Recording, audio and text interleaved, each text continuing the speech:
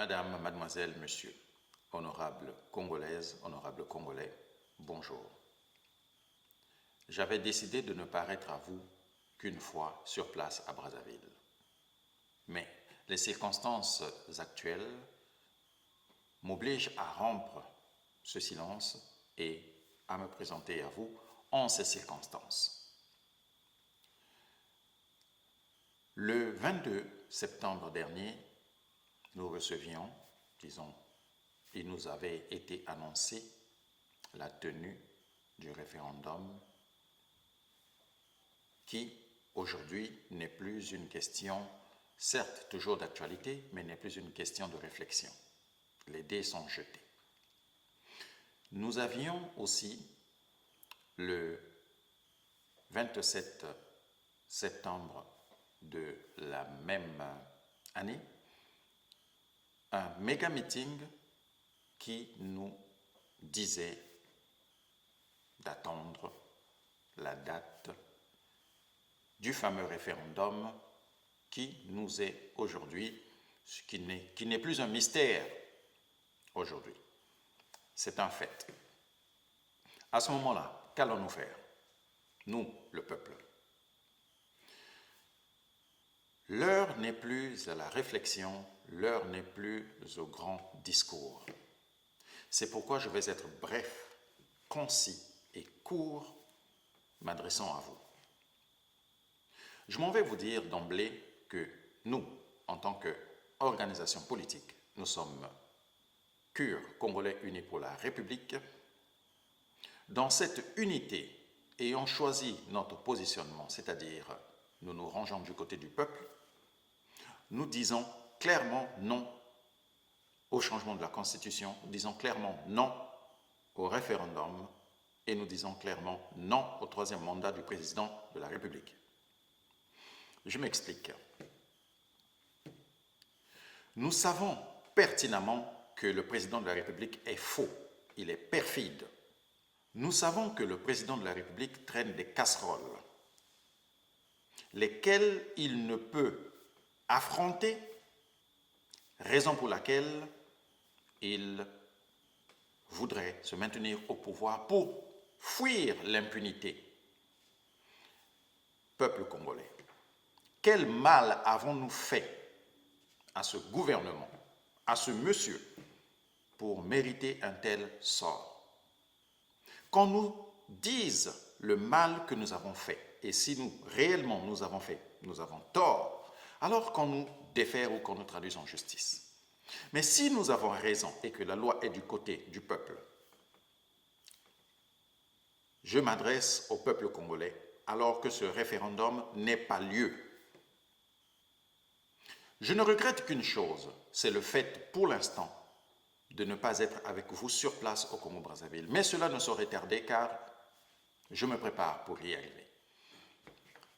Qu'à cela ne tienne, nous qui sommes à l'étranger, menons des actions aussi fermes et déterminées que vous, sur place, avez tout le droit de vous rébeller. Alors, je vais vous expliquer tantôt en quoi consistent les actions que nous menons.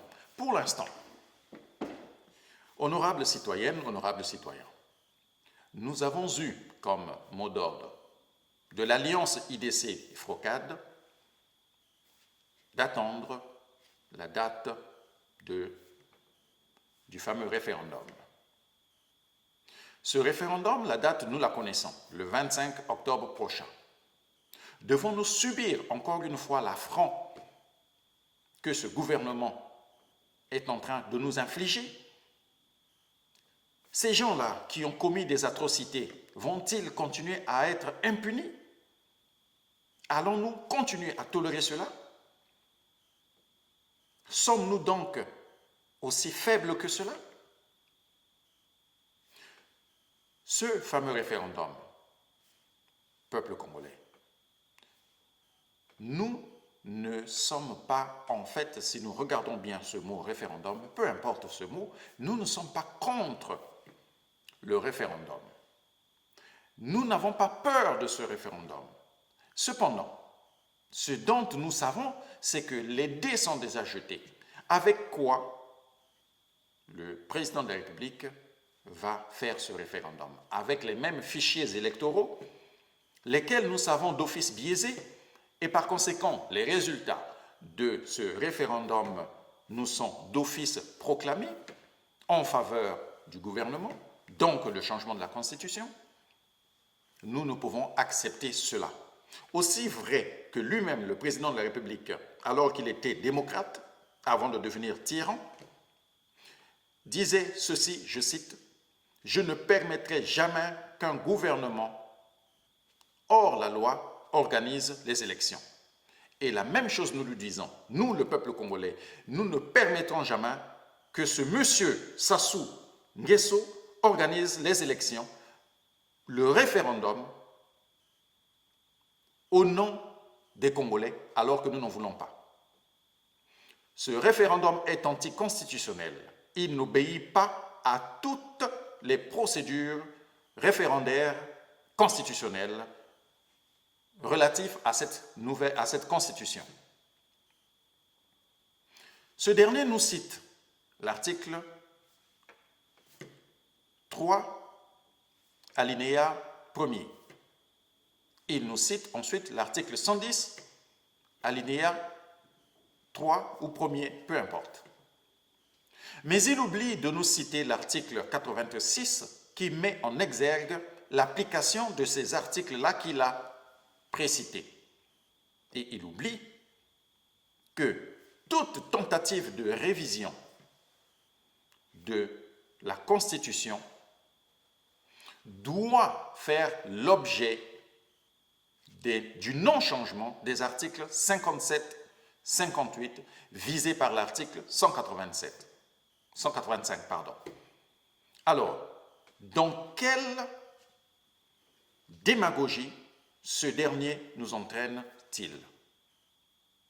J'ai honte, sincèrement, j'ai honte d'avoir M. Denis Sassou Nguesso comme président de la République.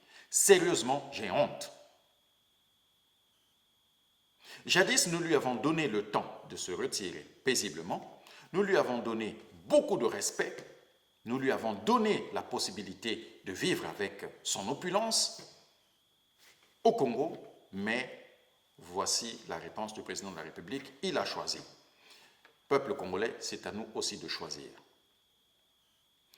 Les prochains meetings que tiendront l'Alliance IDC-FROCAD vont sûrement faire mention de quelques recommandations. J'aimerais vous dire, en fonction de ces recommandations, quels sont vos droits? Peuple congolais, vous êtes souverain. Le peuple congolais est souverain. Et à partir de cet instant, que le président de la République, ou je dirais même, puisqu'il n'a plus aucune valeur d'être le président de la République, je dirais, Monsieur Sassou Nguesso, n'ayant plus la crédibilité d'être le président de la République, tout ce que vous ferez sera contre le président de la République, M. Sassou Nguesso. Tout ce que vous ferez, toute action que vous mènerez, sera l'entière responsabilité de M. Denis Sassou Nguesso et son gouvernement. Alors, si devrais-je vous dire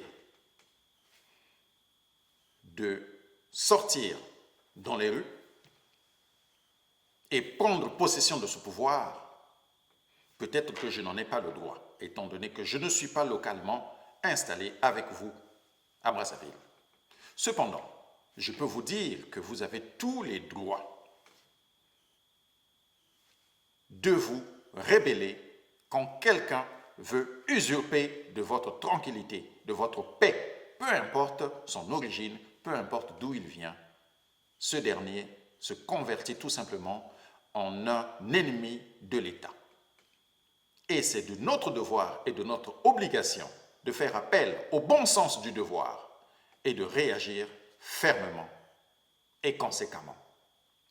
Toutefois, il y a plusieurs façons de réagir.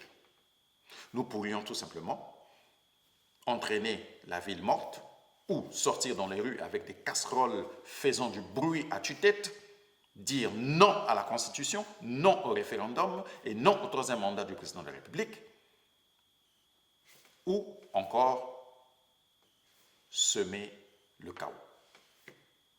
Nous sommes responsables de nos actes, mais la grosse responsabilité, la toute première, c'est la légitimité du peuple. Et si nous réagissons au nom de la conscience, nous ferons appel et prendrons à témoin toute la communauté internationale. Et aujourd'hui, les actions que nous posons ici, au Canada et partout en Occident, c'est que CUR, au nom du peuple congolais, dépose plainte contre le président de la République, contre M. Denis Sassou Nguesso, pour crimes contre l'humanité, pour crimes de guerre et crimes économiques. Nous n'attendons plus que l'établissement de la plainte. Nous avons déjà saisi le FROCAD qui validera aussi en son sein la fameuse plainte. Nous avons contacté nombre d'organisations comme Transparency International. Nous avons contacté des organisations politiques et des ONG qui vont signer cette plainte qui portera en tout et pour tout une 50aine de signatures d'organisations et personnalités publiques. Honorables citoyens, Madame, Mademoiselles, Messieurs, l'heure est à votre portée. Si vous décidez de jeter l'éponge maintenant, alors que l'on se taise à jamais. Mais si vous pensez que la liberté est une denrée rare que l'on doit absolument protéger et prendre avec vigueur, la responsabilité de tous est de réagir. Parce qu'un seul homme ne peut pas garantir la paix de toute une nation. Il y contribue, mais c'est tout le peuple qui constitue la nation. Albert Einstein disait « Le monde ne se détruit pas par ceux qui font le mal, mais plutôt par ceux qui regardent les autres faire le mal et sans rien faire. » Alors, quelle est notre responsabilité à nous? Nous avons un sérieux projet pour le Congo. Et ce projet fera en sorte que notre pays soit votre pays, soit le nôtre, soit un bien où chacun vivra en termes de bon vivre. Ne laissons pas cette chance gâchée par des gens, des personnes qui n'ont plus aucune vision du Congo, qui n'en font qu'à leur tête, mettant l'armée de façon lâche, parce que pour moi, effectivement, M. Denis Sassou Nguesso est un grand lâche, en se servant de l'armée ou de la peur, de la psychose pour effrayer les Congolais. Ce n'est qu'une mise en scène. Peuple congolais, nous avons le droit de réagir. La lâcheté du président de la République ne doit pas nous affecter. Nous devons être forts, unis et allons dans le bon sens du devoir, tous ensemble. Dans pas longtemps, je serai avec vous. Soyons clairs, je n'attise aucune haine, aucune colère. Cependant, je suis frustré par l'insulte que je reçois de notre gouvernement. Par conséquent, tous les droits me sont permis aujourd'hui, en tant que citoyen congolais, de me lever et de dire non. Autant que vous. Si vous savez dire non, heureux vivrons-nous, car je vous le dis aujourd'hui, si nous laissons cette situation perdurer, alors taisons-nous à jamais. En vérité, je vous le dis, un peuple qui vit dans l'esclavage est un peuple soumis. Un peuple qui vit dans le chaos est un peuple soumis. Un peuple qui vit sous le joug de la dictature est un peuple soumis. Devons-nous vivre ainsi ou décidons-nous de nous lever? Peuple congolais, que ce référendum n'ait pas lieu. Car si jamais il a lieu, nous connaissons déjà les résultats de ce référendum. Alors, à jamais, taisons-nous. Mesdames, Mesdemoiselles, Messieurs, honorables Congolaises, honorables Congolais, nos chers opposants, je vous redonne la conscience de la motivation. Je vous redonne l'obligation de demander au peuple de réagir selon les moyens qui leur sont donnés. Nous n'avons aucune arme et nous ne voulons aucun bain de sang. Cependant, nous avons le droit de sortir dans les rues et de faire un bruit du tonnerre. Par ailleurs, pour faire nombre, le fameux meeting qu'ils attendent le 10 octobre, nous avons appris des sources sûres et les preuves, nous les avons, que beaucoup de Congolais de la RDC sont logés au complexe de Kintele en attendant le jour de ce meeting et peut-être même voteront, comme ils l'ont jadis fait déjà en 2009, en faveur de ce référendum, pour le oui. Par conséquent, s'il y a lieu que je m'adresse au peuple de la RDC, je dirais ceci: abstenez-vous, restez chez vous, dites non à cette invitation, parce que cela concerne un pays. En République démocratique du Congo, vous vivez les mêmes velléités et nous serions heureux de vous aider. Mais pour l'heure, si vous voulez vous mêler de ce qui concerne les Congolais entre eux, je dirais que vous êtes malvenus. Les frontières ont été ouvertes, c'est une bonne chose. Cependant, pour quelles raisons celles-ci ont été ouvertes? Nous avons donc la preuve, la conviction selon laquelle nombre de Congolais de la RDC sont arrivés en masse au Congo. Ils sont peut-être payés pour aller soutenir le meeting de M. Denis Sassou Nguesso. Attention, attention, n'oubliez pas que le général Ndengue avait déjà promis de vous tuer et il l'a dit au Congo-Brazzaville. N'oubliez pas le mal que ce gouvernement-là vous a fait. Et aujourd'hui, je serais vraiment très déçu que vous alliez encore soutenir ce monsieur. Alors sachez que nous aussi, nous avons donné des mots d'ordre. Moindrement un Congolais de la RDC que l'on trouvera en train d'aller soutenir le meeting de M. Denis Sassou Nguesso, tant pis pour ce qui lui arrivera. Nous n'en serons pas responsables. Nous vous prévenons. Par ailleurs, vos fabuleux journalistes le disent aussi. Nous avons vu le témoignage de nombre de journalistes qui décrit cette situation. Nous vous demandons de faire très attention, de rester chez vous. Merci beaucoup. J'ose espérer que le message est passé. Ce qui me ramène donc à la vigilance du peuple congolais. Nous demandons à nos opposants, à nos chers opposants, IDC, Frocade, vous n'êtes peut-être pas encore au parfum de la situation, mais l'heure n'est plus au discours. Vous devez, car nous comptons sur vous, donner le ton au peuple pour une action immédiate et sans plus attendre. Je pense avoir été très clair. Nous, de notre côté, les plaintes seront déposées en temps et en heure. Une copie sera envoyée à toutes les institutions et toutes les organisations, tant politiques que non gouvernementales, que nous avons citées, pour apposition de signature.